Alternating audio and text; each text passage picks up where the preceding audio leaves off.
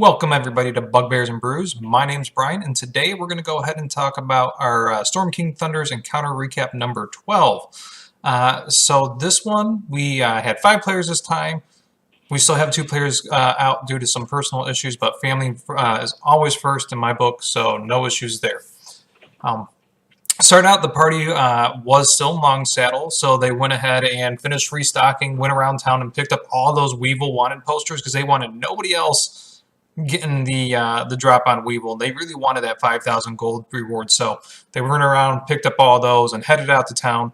And they're debating which way to go, north or south, north or south. They didn't know which way to go, but they knew they had to at least meet Moog and then decide from there. So they went 1 day's north to meet Moog, which is where they talked about meeting when they split up. And it came down to the fact that you guys wanted to head back south. Was the initial intention, and Moog wanted to head north, and so Pavic kind of ran Moog off, like, go on, get out here, you know, that kind of stuff there. So Moog went taking off into the forest, all crying and sad and tearful. And as this is going on, Thessalin's like, oh, wait, Moog, wait, and starts running off after Moog. And Thessalin, while in Long Saddle, Moog really has this fascination with teacups that we discovered. And so on Long Saddle, Thessalin bought a teacup, you know, a collaborative, memorative teacup of Long Saddle. He's like, hey, Moog, here, this is from Pavic. Pavic is, he really wanted you to have this. He's just really scared to show his feelings. And so he gave it to Moog, and that kind of helped Moog feel a little bit better. But she still took off running and crying. But there's now groundwork laid for the secret love that Pavic has for Moog, thanks to Thessalin. That was really well done. I liked that. So you guys hung out for about a day trying to figure out which way to go. Some talk was, hey, let's go back down to the south because the murders with Weevil took back from the south. However, he's from Mirabar. And then the drunkard was saying that, you know, they saw him in Xanthal's Keep. There was some discussion, hey, you're a dwarf. You're in this area. You're on the run. Why not go to Gauntlgrim? Because that's like the dwarf haven, right? That's where all the dwarves like to hang out and go now. It's like the dwarven capital, dwarven mecca. And so you guys were debating on where to go. And eventually you said, you know what? Let's hit Xanthal's Keep. If he's not there, then we'll bug out to Gauntlgrim. And then from there, if he's not there, who knows? Heading up to Xanthal's Keep. This was the, you know, we didn't do any random encounters or anything like that. This is where I just did some exposition, talked about, you know, encountering some wolves and a couple other minor good combats there, but nothing worth playing out. Just to kind of speed things up. And I think that went over pretty well. I'll try to work a little bit better on my travel time exposition type discussions there. And I'm like I said, I'm still going to have stuff in between areas. But it's going to be a bit more planned out versus the random rolls. This time we didn't, though, because I had a lot of stuff planned out for the encounter, and I didn't want to push out what I had planned into more encounters unless you guys wanted to do that through story. It's one thing to drag that out through story. It's another thing to drag it out through random encounters that might not mean anything. Getting into Xanthal's Keep, I explained the outline, or the layout of it, how it's a nice round keep, definitely borderland type fortification, high walls, really well protected, and not very big in population. I think I mentioned that the guards are about 150 guards, and the population of like the civilians was half of that. So this was definitely like a wilderness outpost type deal. So the first thing you guys did is like, you know what, let's go ahead and store the Axebeaks had to hang out outside because they didn't want any exotic animals inside. But let's go ahead and get our get britches stabled up and then head into the inn. And so there was a, who was it? Was it Grimac? Yeah, Grimac went ahead and took britches to the stable while everybody else got the inn arranged. And the stable boy, groom, whatever you want to call him, was a dwarf, or as Thessalin / Tim said, a squat. I think he liked to use that racial term the other night. He was looking him over. He was close to Weevil in that wanted poster, but not exact. So Grimac wasn't quite sure on what to do about it. So he's like, you know what? I'm not going to jump on any gut instincts right now. I'm going to go ahead and talk it over with everybody and see what they think. Talking with the innkeep, she let you know that, hey, that's Larg. He's an ex-adventurer. He had a really sad story where all his adventuring party was killed in an avalanche while chasing a red dragon. He's been here for some time, but he's penniless, and so she has him shoveling shit for the room and a little bit of free drinks and whatnot at the end of the night. Everybody kind of looked at it and like, could he maybe be a family member, or maybe was this like some artist interpretation that it's off a little bit on the wanted poster? Who knows? So you guys decided, let's go ahead and find some more information about this. So you went up and you found out which room that Larg was staying in. While this was going on, Pavik, who was running really low on cookies due to brew meat, really having an obsession with cookies, decided, I got to go talk to the baker. He went and talked to the baker, worked out a deal where the baker's not really familiar with cookies, but could make some cookies, after trying a few of them, but it wouldn't be ready until the next afternoon. Not a big deal, but cookies will be resupplied. Back into Larg's room, Nivara went ahead and picked the locks, Jimmy the lock there, and walked in the room and didn't check for traps. For like one of the few times that we haven't checked for traps really in like any sort of sneaky type of situation. Then again, I don't know why you check for traps in an in-room. But almost stepped on the trap. Rolled a nat 1, and at my table, and you have inspiration. If you roll a nat 1, you can use your inspiration to roll again. I know some people say you got to declare inspiration ahead of time, but for me, I don't care. If you see you have a nat 1, go ahead and use your inspiration, get rid of it. So he rolled his nat 1, used his inspiration, got over the rope or the trap there. And the trap was something that was going to make it look like an accident. A bunch of heavy stuff would have fallen off a shelf and hit Nivara on the head. Clearly looking more like an accident versus like a poison dart or some sort of spike contraption or stuff like that. Tossing up the room, or gently like looking around, I should say, because you guys were trying to be sneaky about it, you found a cut of beard, and it had a family emblem wrapped around its little beard napkin ring holder type deal. Handed it to Pavik because Pavik was raised by some dwarves. Oh shit, this is the Forkbeard family emblem, and that guy Larg was saying his last name was Stonecutter, or Cut Stone. I forget which one I said it was. So, clearly we got a match here. You guys went and confronted Larg. And the one thing I like that's been going on is there's been use of notes. So people have been passing notes. Primarily Tim's the one I normally see doing it. He has a big sticky pad and he'll write notes. He'll pass me notes. He'll pass other people notes. A lot of it deals with he uses telepathy with his character. But the first thing he did was start doing detect thoughts, and I lead on that this guy has panic in him and uncertainty, not sure what's going on. And a deeper dive kind of led to, well, before I get to the deeper dive, everybody was kind of leaning towards the way of, hey, this guy must be in on it. He's kind of sweating and acting kind of standoffish. He must have some sort of in on this. So maybe he might not be Weevil, but he might know where Weevil is. And he spun a story about how Weevil was down in a gambling boat down in Yatar.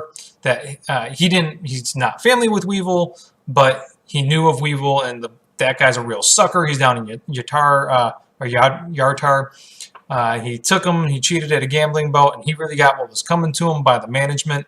So you might not want to go down there. However, maybe that all happened, the discussion happened before you guys figured out that he was actually Weevil. I don't recall the exacts of the timeline there. But in the end, it turned out that you guys found out he was Weevil. You called him out on his lies. And yeah, that whole conversation happened before. Then you investigated his room. That's right. So when you actually confronted Weevil, he pulled out a hatchet and a scimitar, which kind of threw you guys off because you guys were expecting some sort of like broody dwarf, and he was not a broody dwarf. And the combat, I did not mean for it to be a hard combat at all. It's 1 against 5. This was meant to be like you guys taking care of business. And I think it's kind of funny because I don't remember who it was, but somebody thought I was upset that the combat was so easy. But a 1 against 5 situation, I'm not expecting a very hard combat there. If I am, that guy has to be extremely powerful. In this case, Weevil was not. But you guys took Weevil down pretty quickly there, thanks to some stunning strikes with Grimlock. Weevil, I don't even think landed a hit. I attempted to disarm Pavik, but that didn't work, and you guys did a pretty good job of surrounding him even before like the confrontation took place, so he didn't really have many places to go. So kudos on that. The guards came in afterward and like, hey, you know, we'll hold on to Weevil. He's a murderer. We don't want him loose in our town. There's some back and forth, and eventually you guys are like, we're not holding on to him unless you give us a 5,000 gold deposit. So they said, all right, you know what? He's on your hands. He causes any trouble, he gets loose, kills anybody, it's on you. From there, looking over his equipment that you got, he did have 2 magical weapons. He had Hack and Slash. Hack is his axe, which is a savage axe, so anytime you land a critical strike with it, it does an additional d6, so instead of 2d6, this one would be 3d6. And Slash is a scimitar with an expanded crit range, so it crits on 19 or 20. I don't think anybody actually used it, so Leovoral and Tundran, if you guys are interested in it, I think those are open for grabs, or ups for grabs. Okay, I got a lot to cover still, so I need to speed this up, right? Because I'm already at like the 11-minute mark. From there, you guys went ahead trying to find some shackles, because as much as you want to be bounty hunters, you didn't actually plan on being bounty hunters, and so you didn't have shackles. Went around a couple guard posts, and all the guards kind of got the memo to stick around with you guys, and they were trying to charge you extraordinary amounts for some shackles. Eventually, I think you secured a pair for 5 gold, which is quite, you know, quite a bit more than what they cost in a normal shop. But you paid the fee and, you know, shackled him up. I think you did hand to foot because you only had 1 set of manacles there. And as you guys were getting ready to wind down for the night, no town is ever safe if you stay in that town. And so goblins, or not goblins, yeah, goblins started raining from the sky and hitting buildings. And then there were shouts coming from the distance. And even though some people didn't understand Giant, they at least got that, hey, this Giant's do something with Weevil. And then the people that understood Giant knew that this Giant was looking for Weevil. Kind of threw you guys off that there would be a Giant looking, or like a Giant bounty hunter or whatever, especially using goblins as projectiles. But the main thing is all the guards rushed off to go deal with this issue. And then as that was going on, you guys were like, screw this. We've had enough of towns getting under attack. We're done messing with Giants. We're getting britches. We're getting the hell out of here. You guys headed off that way towards the gate to leave. You saw some hobgoblins coming over the wall. And they kind of pinned you in because all the guards were off on the other side dealing with stuff, and the gate was down. So what happened here is I had about a dozen hobgoblins altogether. Maybe less than that. I think it's about 8 now that I think about the adjustments I had to make. I think originally it was supposed to be about a dozen. And so what happened is Grimlock ran into one gatehouse and Thessalon ran into another one. They started spinning the wheels. We came up with some rules for how to lift the gate high enough so that way britches can get out with the cart. And then Pavik and Vander were lifting up the gate manually. I think that worked out pretty well. I really like the way that you guys worked it. Navarre stood up on the what's it called? The cart, and was shooting at the hobgoblins. And so it was automatically 1 pass due to the 2 in the guardhouses wheeling it up, and then there's an optional if both of them pass a check, if both Vander and Pavik passed their manual check, there would be another progression, and they had to get 4 progressions is what it was. They wound up getting 1 of the manual progressions and 3 of the auto progressions, so that happened in each round. And then from there, you guys dashed off. One of the things that was pretty funny during all this is I think it was the first manual check. Don, who does Vander, rolled really well on it, and like, oh sweet, you know, Pavik's stronger, we're gonna have no issues with it. Jose rolls a nat 1. Like, all right, you know what? I got inspiration that we're doing this. He rolls again, or I should say, he kind of. Don likes to give him shit because he doesn't feel like there's a real role that Pavic does, or Jose does. He thinks he kind of lets it down a little bit. So after this latest incident, I think Jose right now is doing an exaggerated roll. But he rolled it, and it was another nat 1. So he nat 1'd, and then inspiration to nat 1, and we busted his balls quite a bit on that. That was some good fun there. But you guys did eventually escape. Except I really like the way that worked out. You guys weren't exactly trying to kill the guys. You were just trying to get away. They don't know that you had Weevil, right? So you guys were like, deuces, we're out of here. You grabbed up the rest of your guys, or not your guys, your chocobos, axe beaks. There we go. Gathered up your axe beaks and headed out. Came up with a good idea of let's head south a little bit for a day, and then we'll loop back around on an extended path, and then continue to head back to Mirabar. And one of the things I will say on your way out, which I really liked this, so Don Vander, inspiration to you, I think it was, if you did this, I think it was you, grabbed a free pair of the manacles on the way out after you guys got dicked around for all the manacles. You're like, you know what, stop, I'm grabbing an extra pair of manacles for Weevil on the way out here. So shoplifting inspiration, way to go. But yeah, you guys decide let's go south a day, and then we'll go loop around the long, give a pretty wide berth to the town there, and then continue north to Mirabar. Let's see here, things that happen on the way to Mirabar. Out of cookies, because Broomy ate all your cookies during combat, so you guys have no cookies left all the way up to Mirabar. What the hell?